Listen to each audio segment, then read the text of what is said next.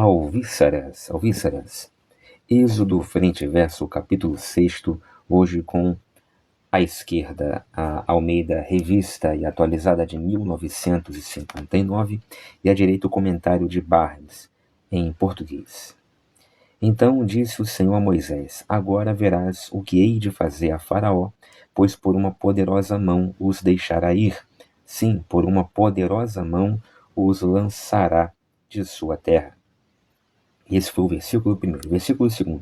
Falou mais Deus a Moisés, e disse-lhe: Eu sou Jeová. 3. Apareci a Abraão, a Isaque e a Jacó como Deus Todo-Poderoso, mas pelo meu nome, Jeová, não lhes fui conhecido. 4.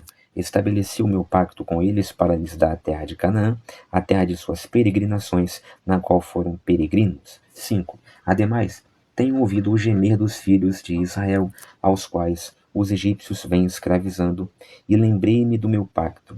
6. Portanto, dize aos filhos de Israel: Eu sou Jeová, eu vos tirarei de debaixo das cargas dos egípcios, livrar-vos-ei da sua servidão, e vos resgatarei com braço estendido e com grandes juízos. 7. Eu vos tomarei por meu povo e serei vosso Deus, e vós sabereis que eu sou Jeová, vosso Deus, que vos tiro de debaixo das cargas dos egípcios.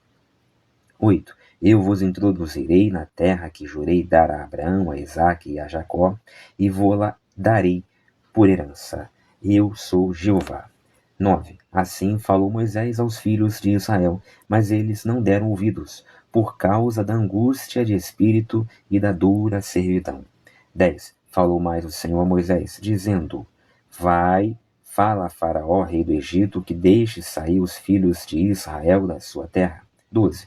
Moisés, porém, respondeu perante o Senhor, dizendo: Eis que os filhos de Israel não me têm ouvido. Como, pois, me ouvirá Faraó a mim, que sou incircunciso de lábios? 13. Todavia o Senhor falou a Moisés e a Arão, e deu-lhes mandamento para os filhos de Israel e para Faraó, rei do Egito, a fim de tirarem os filhos de Israel da terra do Egito. 14. Estes são os cabeças das casas de seus pais, os filhos de Ruben, o primogênito de Israel: Anoque e Palu, Esrom e Carmi. Estas são as famílias de Ruben. 15. E os filhos de Simeão: Jemuel, Jamim, Oade, Joaquim, Zoar e Saul, filho de uma cananeia. Estas são as famílias de Simeão. 16. E estes são os nomes dos filhos de Levi segundo as suas gerações: Gerson, Coate e Merari. E os anos da vida de Levi foram 137 anos. 17. Os filhos de Gerson, Libni e Simei, segundo as suas famílias. 18. Os filhos de Coate, Anrão, Isá, Hebron e Uziel. E os anos da vida de Coate foram 133 anos.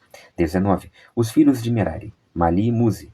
Estas são as famílias de Levi, segundo as suas gerações. 20. Ora, Anrão tomou por mulher Joquebede, sua tia, e ela lhe deu Arão e Moisés. E os anos da vida de Anrão foram 137 anos. 21. Os filhos de Isá, Corá, Nofeg e Zique. Os filhos de Uziel, Misael, Elzafã e Citri. 23. Arão tomou por mulher a Eliseba, filha de Aminadab, irmã de Nazon. E ela lhe deu Nadab, Abiú, Eleasa e Itamar. 24. Os filhos de Corá, Assi, Eucana e Abiasaf. Estas são as famílias dos coraitas. 25. Eleazar, filho de Arão, tomou por mulher uma das filhas de Putiel, e ela lhe deu Finéias. Estes são os chefes das casas paternas dos levitas, segundo as suas famílias. 26. Estes são Arão e Moisés, aos quais o Senhor disse: Tirai os filhos de Israel da terra do Egito, segundo os seus exércitos. 27. Foram eles os que falaram a Faraó, rei do Egito, a fim de tirarem do Egito os filhos de Israel. Este Moisés e este Arão. 28. No dia em que o Senhor falou a Moisés na terra do Egito. 29. Disse o Senhor a Moisés: Eu sou Jeová, diz a Faraó, rei do Egito, tudo quanto eu digo. 30. Respondeu Moisés perante o Senhor: Eis que eu sou incircunciso de lábios. Como, pois, me ouvirá Faraó? E assim terminou a leitura do capítulo 6, do livro do Êxodo, segundo Almeida Atualizada. Vamos aos comentários de Barnes.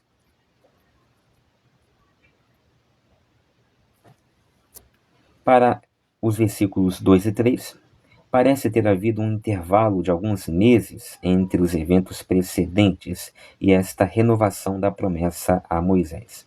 A opressão, nesse ínterim, não estava apenas levando o povo ao desespero, mas também o preparando por meio de trabalho árduo, variando entre peregrinações apressadas em busca de restolho para os esforços e privações do deserto. Daí o caráter formal e solene dos anúncios em todo o capítulo.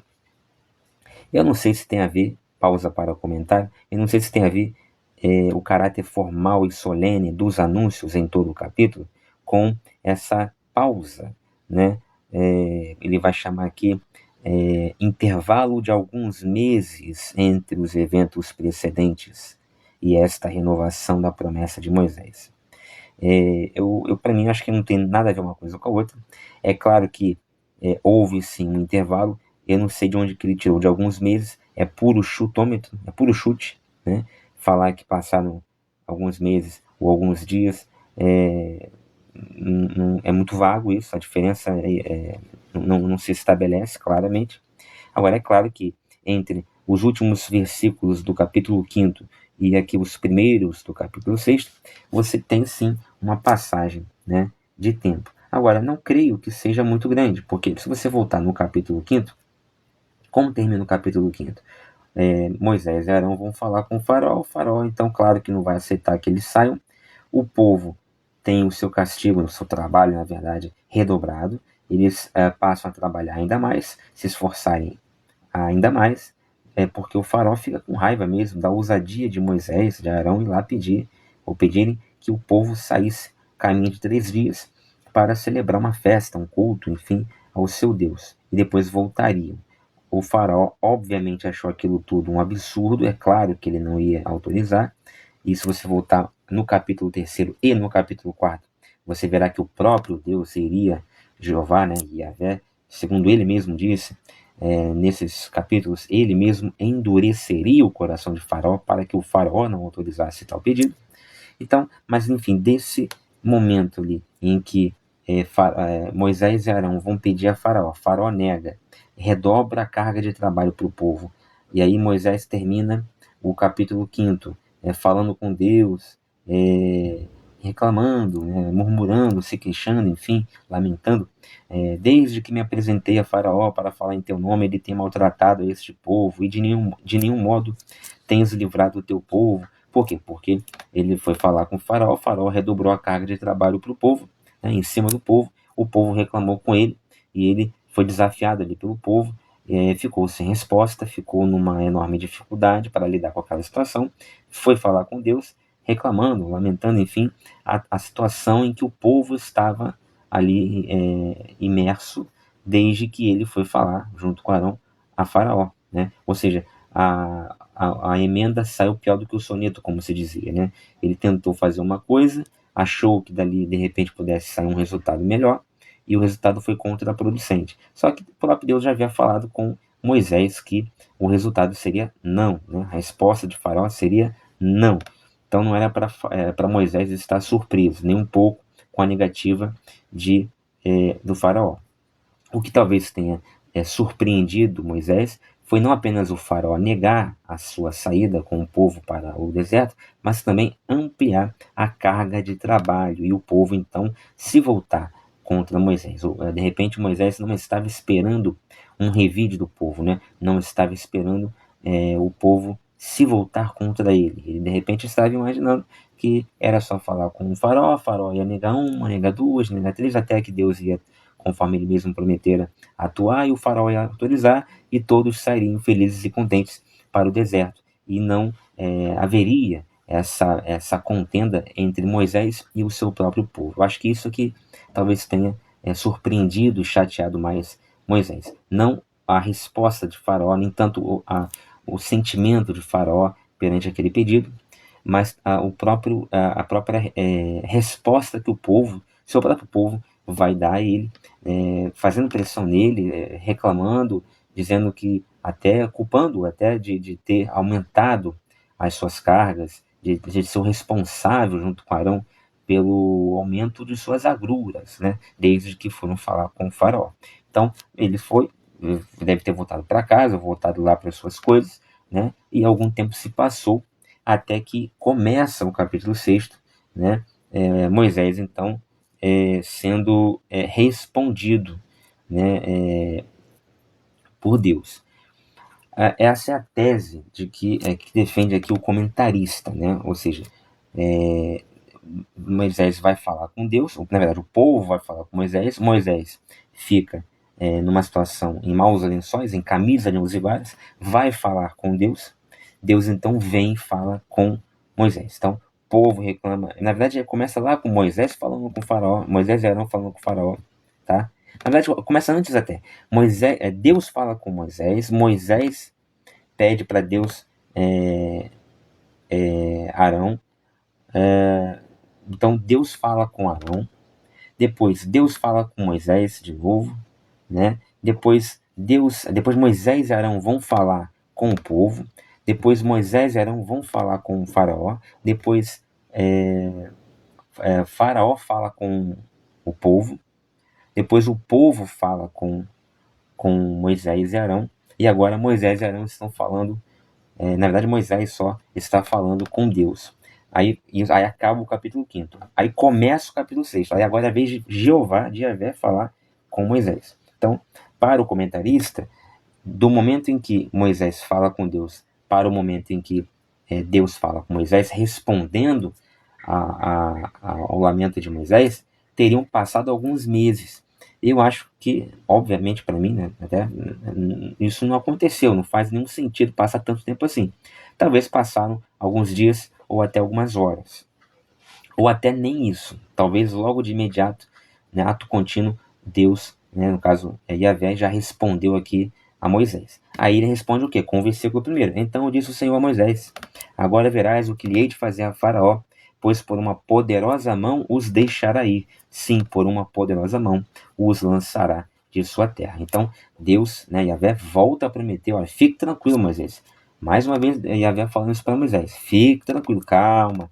De novo eu estou aqui dizendo a você para ficar tranquilo que vocês vão sair por uma poderosa mão dessa terra. Faraó vai deixá-los sair. Então, aqui começa o capítulo 6. Aí vem o versículo 2. Falou mais Deus a Moisés e disse-lhe: eu sou Jeová. Eu sou o Senhor, em algumas traduções. Segundo Barnes, o significado parece ser este: eu sou Jeová, Javé.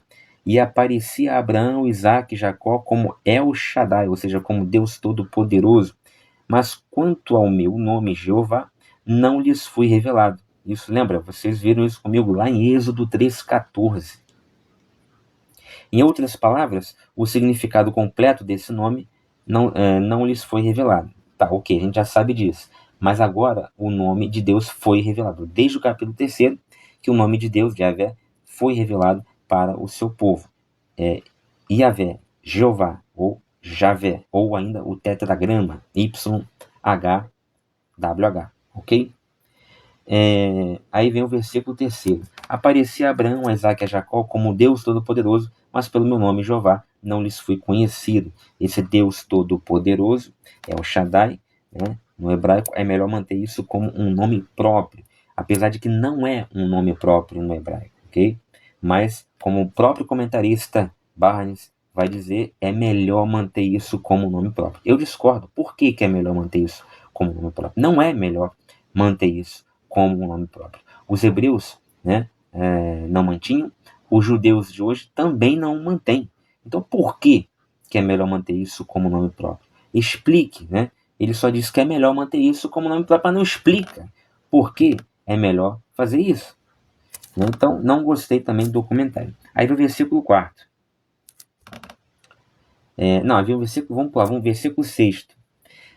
Portanto, diz aos filhos de Israel: eu sou Jeová, eu vos tirarei de debaixo das cargas dos egípcios, livrar-vos-ei da sua servidão e vos resgatarei com braço estendido e com grandes juízos. Então, primeira coisa aqui, é comentário meu, né? Livrar-vos-ei da sua servidão, tá? Não está escravidão. Volto àquela coisa que eu já tinha falado lá no começo de Êxodo, né? Não havia escravidão no Egito como nós aprendemos hoje, né, como aprendemos na escola, a escravidão da expansão marítima, dos africanos pelos europeus. Não, não é aquela escravidão do século XVI. Não é exatamente aquilo.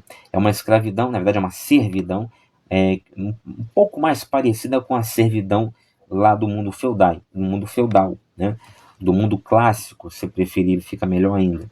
É uma servidão diferente, né? A pessoa ela tem uma certa liberdade para ir e vir, ela tem uma certa liberdade para fazer as coisas. O principal dever que ela tem é servir, né, de mão de obra para o seu senhor, né? Fazer todas as reverências, ter todo aquele respeito que é necessário ter, no caso com o faraó, seria o deus de todos ali, deveria ser reverenciado e tudo mais, ele deveria passar, as pessoas deveriam se abaixar, aquela coisa toda, né?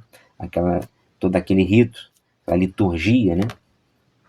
E, claro, viver com muito pouco e tal, e eventualmente também tomar uma que outra chibatada, um ou outro castigo, mas não assim, à torta e à direita, de qualquer maneira, bastasse que desse na cabeça do algoz bater, ele ia lá e batia. Não, não é assim, né?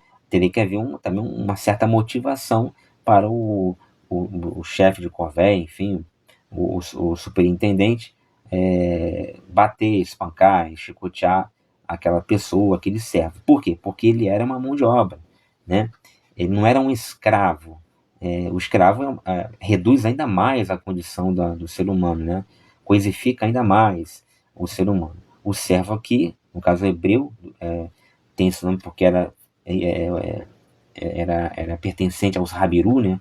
Aos povos, às pessoas, o grupo, que era chamado de Habiru, que vivia dentro do Egito, segundo alguns estudiosos naquela época, entre os quais estavam os israelitas, os futuros israelitas, né?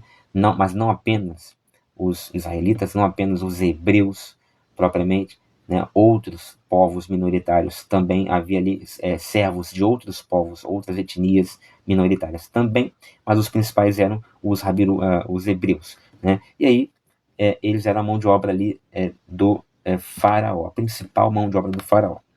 Então, no versículo 6, ele vai dizer: Jeová, eu vos tirarei de debaixo das cargas dos egípcios, livrar-vos de sua servidão. Beleza.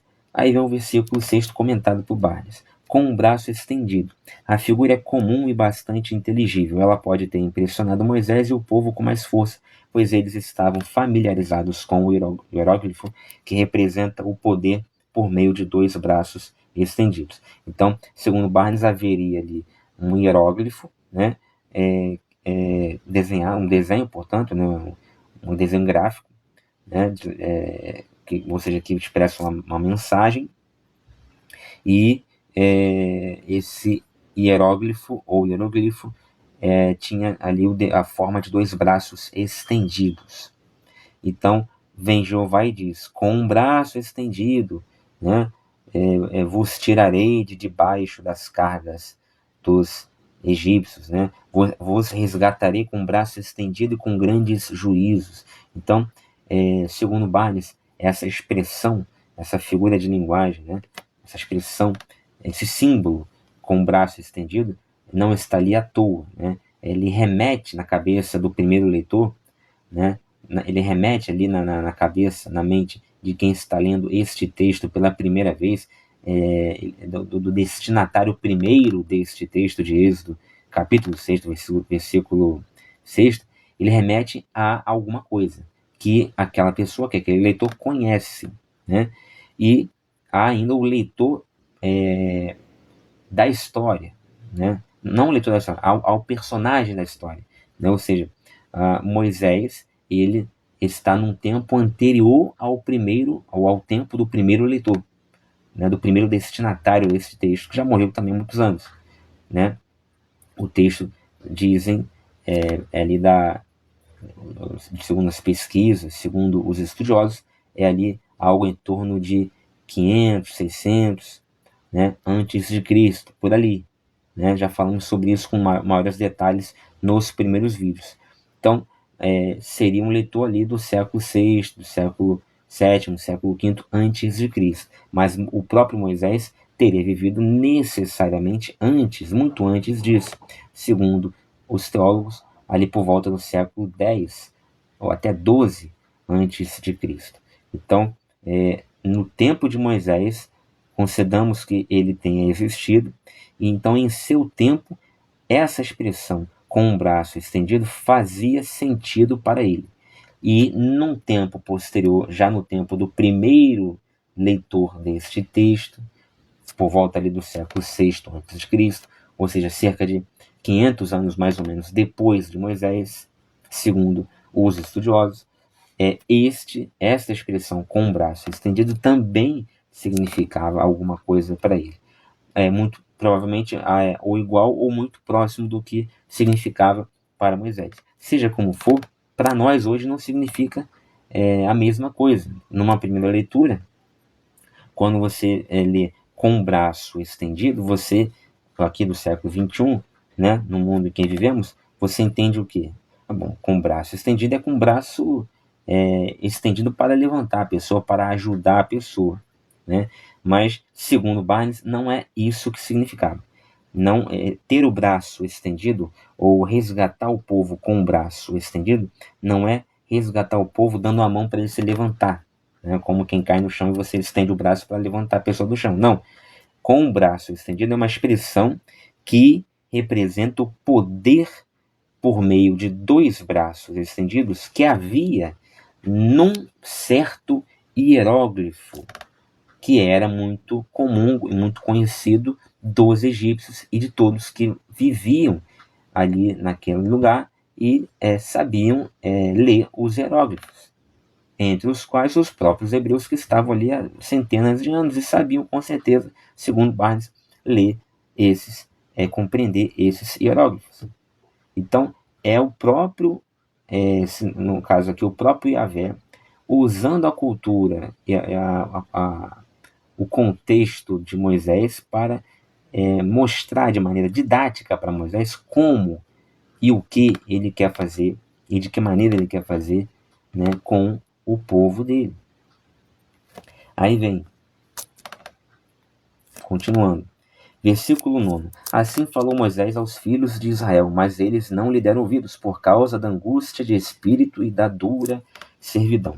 Eles não deram ouvidos pela angústia de espírito. Eles não deram ouvidos. O contraste entre a recepção desta comunicação e a registrada em Êxodo 4:31 é explicado pela mudança de circunstâncias. Então vamos primeiro a Êxodo 4:31. E o povo creu, e quando ouviram que o Senhor havia visitado os filhos de Israel e que tinha visto a sua aflição, inclinaram-se e adoraram. Então, lá em Êxodo 4:31, o povo, né, com Moisés, se inclinou e adorou. Por que se inclinou e adorou? Porque o povo viu, né, ou ouviu, no caso, que Deus, né, no caso Yahvé, havia visitado a eles, lhes havia visitado através ali da presença de Moisés e de Arão e de sua comunicação feita naquele momento, através daqueles sinais, daqueles milagres.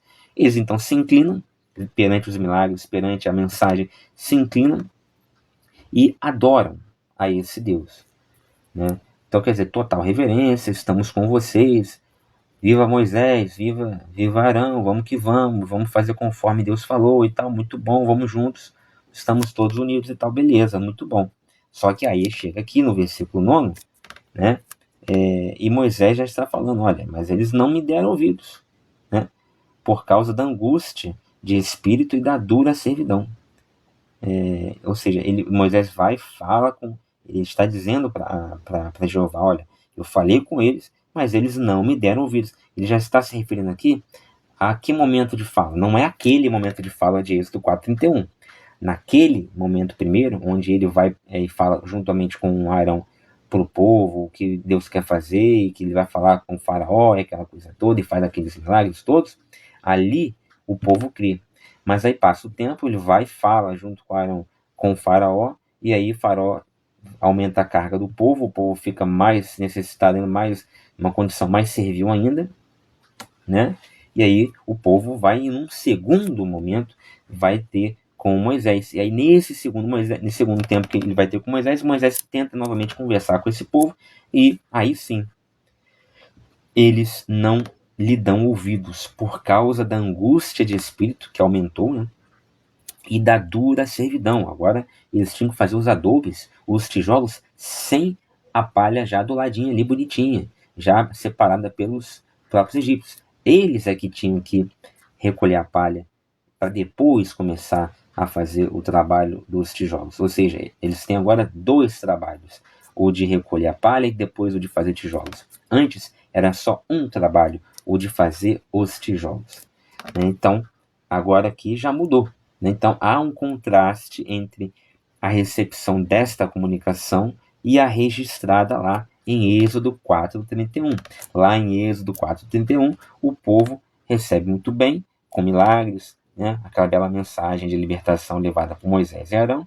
Mas aqui em Êxodo 6:9, o povo já está bem irritado e não quer mais saber de conversinha e nem do que Moisés tem a dizer. Ele quer voltar a uma situação melhor ou menos ruim na qual se encontrava antes de Moisés e Arão irem lá perturbar, né, o faraó. Na primeira ocasião, o povo estava relativamente à vontade, acostumado à sua situação, suficientemente aflito para ansiar pela libertação e suficientemente livre de espírito para ter esperança nela. Aí vem a angústia, né? Para a angústia. Veja a margem, sem fôlego. Por assim dizer, após sua cruel decepção, eles estavam completamente absortos em sua miséria, incapazes e sem vontade de atender a qualquer nova comunicação. Eles estavam muito angustiados. Angustus, em latim, né, é o que vem também na Vulgata, né, essa palavra, esse radical, vem de angustus. Angusto é aquilo que é apertado. Como nos lembra o padre Paulo Ricardo em seu curso, num dos seus cursos, ele vai dizer exatamente, ele vai usar exatamente essa palavra, né? Essa metáfora. Uma saia apertada é uma saia angusta. Então, o coração apertado é um coração angustiado. Então, o povo aqui estava angustiado, com o coração angusto, com o coração apertado. Antes, eles sofriam, eram servos, mas ainda tinham alguma esperança, né? Tanto é que, quando Moisés vai lá e usa dessa esperança, usa desse recurso, né? Ele enxerga que havia essa esperança no povo, ele vai lá e se vale dessa necessidade, dessa carência de esperança, de um libertador surgir, de alguém surgir, fazer alguma coisa para livrá-los daquela situação. Ele vai lá, então leva alimento para essa esperança, ele leva palavras, ele leva promessas, e o povo o recebe muito bem, como vimos em Êxodo 4:31. Só que aí depois que vem a decepção, como vimos aqui em Êxodo 6:9, então o povo já novamente volta a uma situação de aflição, só que volta a uma situação de aflição ainda maior, fica ainda mais angustiado do que já vivia antes de tudo isso acontecer. Então é como se a situação para o povo se parecesse agora pior, se mostrasse agora muito pior do que era antes de Moisés e Arão irem bancar uma de heróis, de libertadores do povo. Então o povo não estava nada satisfeito com Moisés e com Arão. E aí, então fica ainda mais angustiado. No versículo 11 é dito: vai, fala a Faraó, rei do Egito, e deixe sair os filhos de Israel da sua terra. Então, novamente, Yahvé vai, fala novamente para Moisés: vai, fala a Faraó, rei do Egito, que deixe sair os filhos de Israel da sua terra. Só que agora ele não recorre àquele expediente do: olha, o Champlin, né, vai dizer, ele vai usar uma palavra bacana, ele vai usar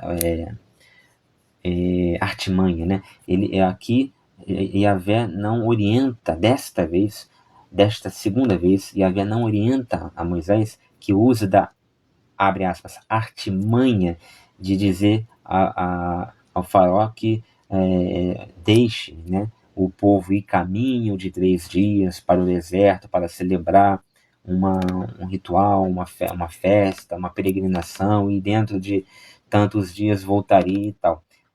Essa artimanha, né, a palavra aí que o Champlin usa no seu comentário, aqui não é dita, não é usada, não é colocada novamente por Yahvé.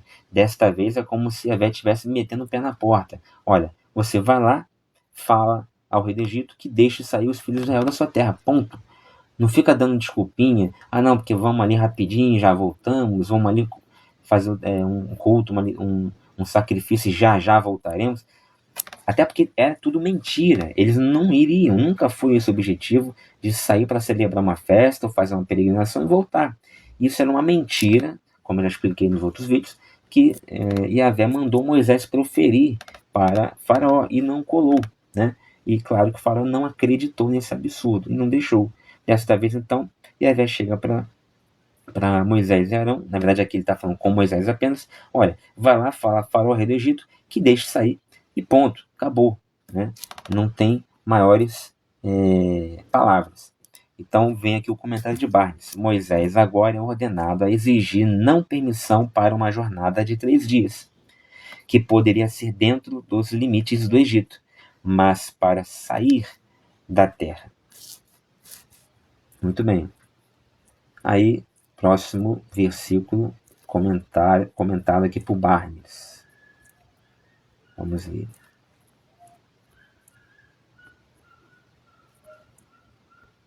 Ele para no 11, será?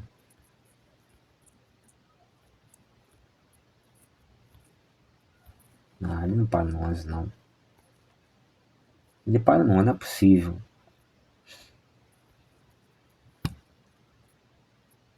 Espera aí. Beleza, dá uma falha. Aqui o 12.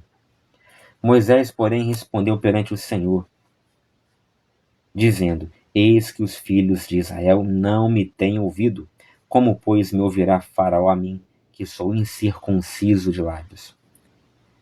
Ou seja, a expressão lábios incircuncisos. Um ouvido incircunciso é aquele que não ouve claramente. Um coração incircunciso é aquele que é lento para receber e compreender advertências.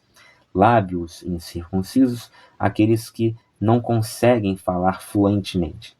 A recorrência da hesitação de Moisés é natural. Por maior que tenha sido a aprovação anterior, esta foi muito mais severa. Contudo, suas palavras sempre implicam medo do fracasso, não de perigo pessoal.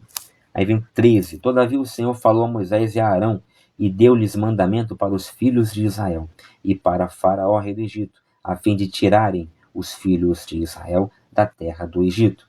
A Moisés e a Arão. A ordem final e formal aos 2 irmãos é dada, como era de se esperar, antes que as pragas fossem denunciadas. Com este versículo começa uma nova seção da história. A partir do versículo 14, ele vai começar a trazer ali uma genealogia, né? No versículo 14 ele vai trazer uma genealogia. Deixa eu ver se ele vai comentar a genealogia também.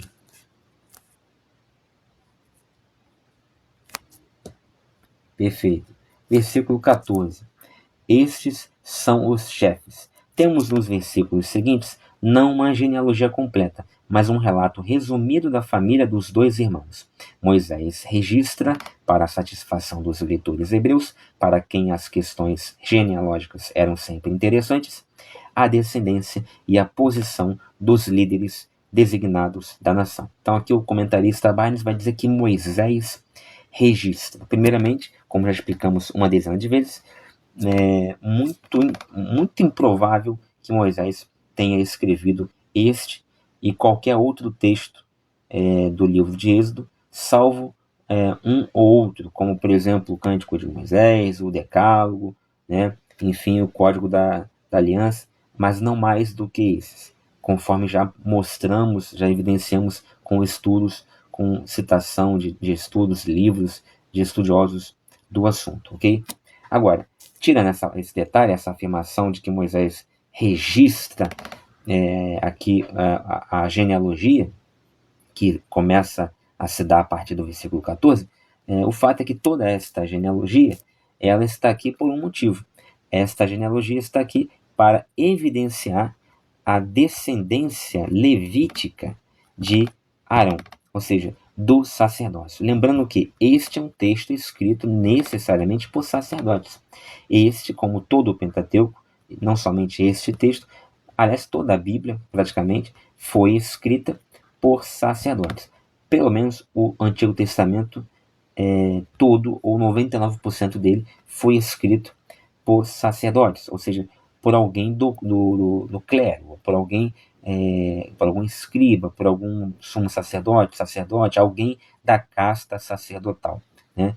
Até porque poucos eram os que sabiam ler e escrever, geralmente os dessa casta que faziam ou tinham essa ocupação. Então, eles escreviam, ok, mas também escreviam não sem motivo, tinham motivos, tinham objetivos, né? E é claro que o objetivo aqui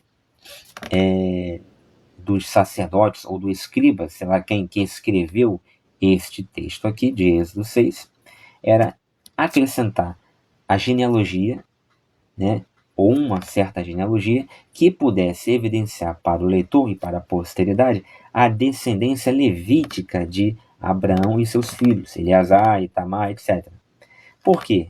Isso é importante, ou era importante? Porque para exercer o sacerdócio, a pessoa, o sacerdote, tinha que ter antecedentes de sangue levítico, tinha que ser da tribo de Levi, ou seja, tinha que ter uma linhagem sacerdotal.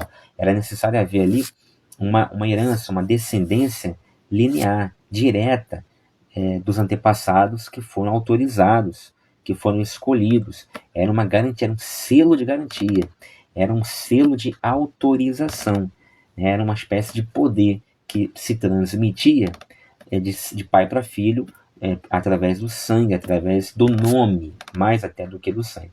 Então, era necessário deixar claro que no meio de um texto em que se fala de Moisés e Arão, em que se tem um drama de Moisés e Arão estarem representando esse Deus perante Faraó para libertar o povo, é necessário meio que fazer uma espécie de parêntese para acrescentar, pelo sim, pelo não, por via das dúvidas, antes que alguém questione, critique ou duvide, é preciso colocar nesse parêntese a linhagem sacerdotal. É preciso deixar claro que este Arão, este Moisés derivam de Levi, derivam de descendentes que derivaram de Levi.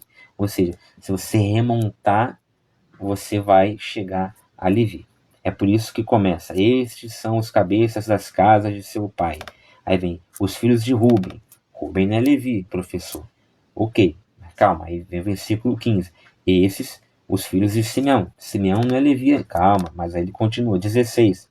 Aí vem, e estes são os nomes dos filhos de Levi, segundo as suas gerações. Gerson, de onde vêm os gersonitas, Coate, de onde vêm os coatitas, Merari, de onde vêm os meraritas.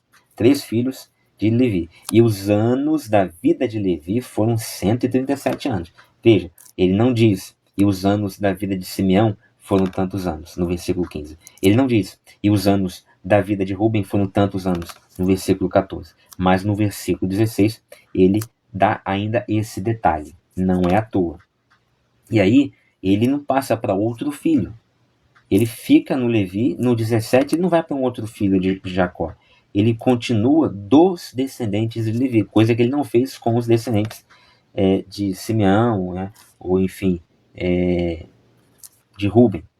Por exemplo, filho de Ruben, Anoque, Palu, Hezron e Carmi. Né? Ele não continua. E os filhos de Anoque são, e os filhos de Palu são, e os filhos de Hezron são, e os filhos de Carmi são. Ele não continua.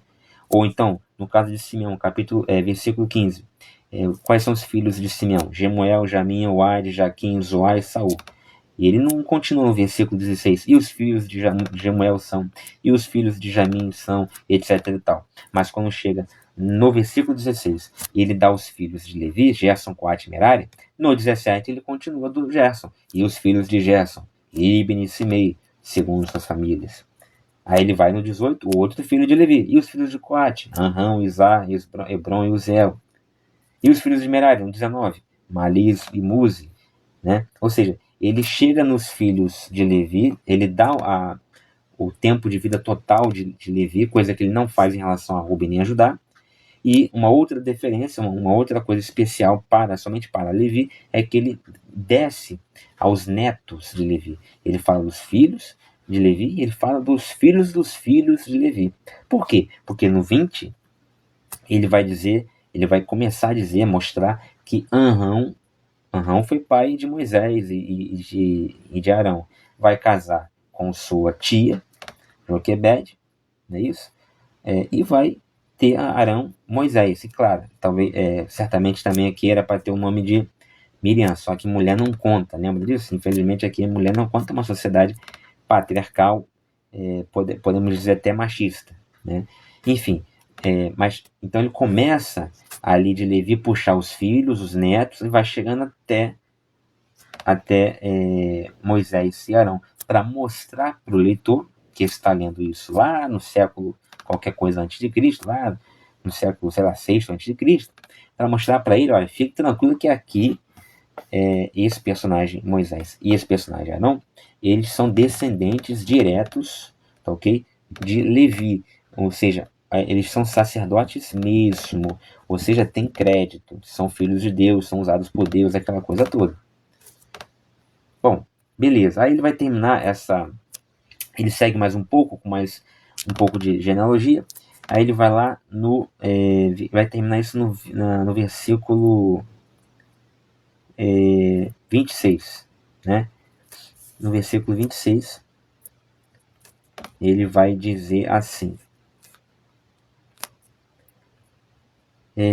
estes são Arão e Moisés, aos quais o Senhor disse: tirai os filhos de Israel da terra do Egito, segundo os seus exércitos. Ou seja, ele lá no versículo 13, né, 12, ele diz, olha, Yahvé dizendo, vai lá, Moisés, e fala para Faraó para tirar o povo da terra do Egito.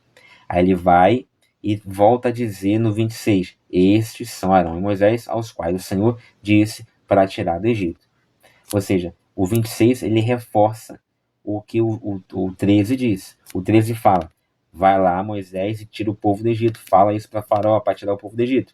E no 26, o versículo diz, estes são Arão e Moisés, aos quais o Senhor disse, tirai os filhos de Israel da terra do Egito. Ou seja, ele repete, ele retoma e reforça o que estava no 13. E o que está entre o 13 e o 26? A genealogia. E por que ele colocou no meio do texto? Ele não podia colocar isso no início do texto ou no final do texto. Por que ele coloca no meio do texto? Não é por acaso. Isso aqui é um recurso estilístico, ou até melhor, um recurso literário do escritor da época, usado na época, que era comum usar na época, naquele local, por aquelas pessoas. Tá? Era intercalar no meio de um texto um outro texto, uma espécie de intertextualidade, na verdade uma intratextualidade, intercalar, introjetar um texto elucidativo, como se fosse uma nota de rodapé, dentro do texto principal. Só que não havia notas de rodapé na época, como hoje você tem nos livros. Então é como se a nota de rodapé viesse dentro do texto principal. Então começa o texto, aí no meio do texto ele introjeta a genealogia, e aí quando volta para o texto de novo, ele volta retomando o último versículo que estava antes dessa intratextualidade. E isso era para causar um certo impacto, fazia um certo sentido, causava uma certa reação, ok? No leitor, beleza. Aí o Barnes comenta, essa repetição enfática demonstra o motivo da inserção da genealogia. Os nomes de Moisés e Arão são citados duas vezes e em ordem diferente, usados em Êxodo 6:26, provavelmente, para marcar Arão como o mais velho na genealogia, e usados em Êxodo 6:27 para denotar a liderança de Moisés. Por quê? Porque realmente, em 6:26, estes são Arão e Moisés. Em Êxodo 27, foram eles os que falaram a Faraó, rei do Egito, a fim de tirarem o Egito os filhos de Israel. Este, Moisés, e este, Arão. Ele inverte. Então, Êxodo 6:26, Arão e Moisés. Êxodo 6:27, Moisés e Arão. E aí o comentarista vai dizer, não, é porque no segundo caso é para denotar a liderança de Moisés. Por isso Moisés e Arão. No primeiro caso, para demarcar digamos assim, a velhice, né, de Arão. Ou seja, ele era mais velho que Moisés. Então, como está, é um texto que retoma o versículo 13 depois de uma genealogia. Então, por sair de uma genealogia para retomar o texto, então ele começa com o mais velho. Faz sentido? Faz sentido. Tá? Mas ainda que se dizer uma outra coisa que o Barnes não diz aqui.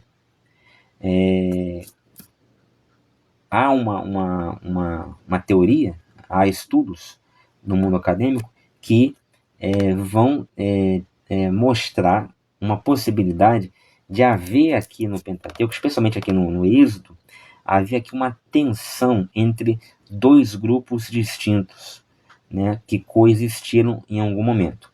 Um era aquele grupo que era mais voltado para a liderança mosaica de Moisés. Outro é aquele grupo de maioria sacerdotal que mais, digamos assim, como eu vou dizer, me fugiu aqui a palavra, um grupo que é mais assim, partidarista, tá? Vamos dizer, na falta da palavra, um grupo mais partidarista, né? Que legislando em causa própria, vamos dizer assim, ele vai olhar com mais entusiasmo para o personagem Arão. Ou seja, haveria um grupo que exaltaria mais a Moisés e um outro grupo que exaltaria mais a Arão. Este grupo que exaltaria mais a Arão seria um grupo formado por maioria, né, sacerdotal, pessoas, ou seja, sacerdotes da linha da nobreza sacerdotal, e que enxergava em Arão até um personagem mais importante do que Moisés. Mais importante do que Moisés. Né? Então, em outras palavras, é como se, talvez por pouca diferença, por um fio de cabelo, ou por detalhes, né, não tenha a história reservado a Arão o papel de destaque que reservou a Moisés. Talvez, se pequenas coisas fossem modificadas ali no curso dessa história, talvez, né, nós aqui estaríamos dando mais ênfase para Arão. Os cristãos de hoje, inclusive, dariam mais ênfase a Arão do que a Moisés. Né? Mas, segundo esse estudo, segundo essa linha de pensamento, o grupo de pessoas que seguiam mais a Moisés ou davam-lhe mais crédito foi majoritário, teve mais força do que o outro, que defendia mais, exaltava mais a Arão. Tá? Beleza? Muito bem. Então ele segue, 28. No dia em que o Senhor falou a Moisés na terra do Egito. Este e os versos seguintes pertencem ao próximo capítulo. Eles marcam claramente o início de uma subdivisão da narrativa. Perfeito, porque realmente é isso. Né? Os capítulos não estão... eles separam-se uns dos outros, é óbvio, mas o texto não está corretamente separado. Né? O texto que nós vamos ler no capítulo 7º, na verdade ele começa aqui. Né? Essa narrativa começa aqui no versículo 28. No dia em que o Senhor falou a Moisés na terra do Egito, disse o Senhor a Moisés: Eu sou Jeová, diz a Faraó, rei do Egito, tudo quanto eu te digo. Respondeu Moisés perante o Senhor: Eis que eu sou incircunciso de lábios, como pois me ouvirá Faraó? Aí vem, então, aí já no capítulo 7, versículo 1. Então disse o Senhor a Moisés: Eis que te tenho posto como Deus a Faraó, e Arão, teu irmão, será o teu profeta. E segue. Mas veja, começa no 28. Por isso aqui, após o estabelecimento de capítulos e versículos, estabeleceu-se também as perícopes, né? É que aqui na Bíblia Almeida Atualizada a gente não tem aqui a divisão pericopal, mas em muitas outras Bíblias você tem essa divisão. Então, as perícopes, ler por perícopes, é que é a maneira mais correta de você ler sequencialmente a Bíblia do Antigo para o Novo Testamento. Se você quer pegar a Bíblia e ler sequencialmente, né, começar lá em Gênesis 1 e terminar em Apocalipse 21, 21, você tem que ler não por capítulos, você tem que ler por perícopes. Começa uma perícope e termina de ler. Começa outra e termina de ler. Não importando se ela começou no final de um capítulo e entrou pelo capítulo seguinte e terminou no meio desse capítulo. Não importa. Mas o certo é a leitura pericopal, por conta disso. São núcleos narrativos, são cenas, né, que às vezes estão metade num capítulo, metade em outro. Muito bem?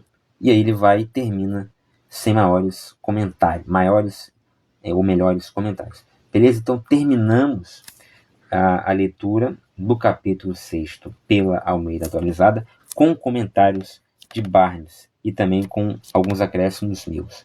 No próximo vídeo estaremos juntos novamente, também com o capítulo 6, lendo outro comentário. E assim a gente vai, Bíblia após Bíblia, comentário após comentário, até o capítulo 6 estar totalmente dominado, totalmente desgastado e, enfim, introjetado em nosso entendimento, para que não haja nenhuma dúvida, ok? E a gente possa ler a Bíblia em toda a sua exaustão, de todas as maneiras, e sem estar amarrado a algum sistema teológico ou dentro de alguma cosmovisão, mundivisão limitada dentro de alguma igreja, tá bom? Então, assim seguiremos. Eu espero que tenha gostado. Até o próximo vídeo, se Deus quiser.